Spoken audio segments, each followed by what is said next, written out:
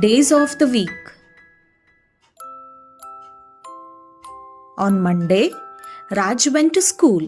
ಸೋಮವಾರ ರಾಜ್ ಶಾಲೆಗೆ ಹೋದನು. On Tuesday, he played football with his friends. ಮಂಗಳವಾರ ಅವನು ತನ್ನ ಸ್ನೇಹಿತರೊಂದಿಗೆ football ಆಡಿದನು. On Wednesday, Raj's mom baked delicious cookies. ಬುಧವಾರ ರಾಜನ ತಾಯಿ ರುಚಿಕರವಾದ ಕುಕ್ಕಿಗಳನ್ನು ಬೇಯಿಸಿದಳು. On Thursday, he watched a movie with his family. ಗುರುವಾರ ಅವನು ತನ್ನ ಕುಟುಂಬದೊಂದಿಗೆ ಚಲನಚಿತ್ರವನ್ನು ವೀಕ್ಷಿಸಿದನು. On Friday, Raj celebrated his birthday with his friends.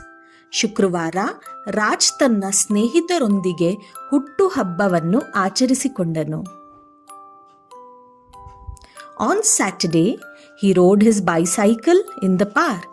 ಶನಿವಾರ ಅವನು ಉದ್ಯಾನವನದಲ್ಲಿ ತನ್ನ ಸೈಕಲ್ ಸವಾರಿ ಮಾಡಿದನು. On Sunday, Raj relaxed and read a book.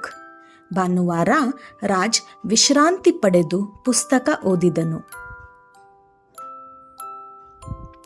Hope you like Days of the Week. Thank you.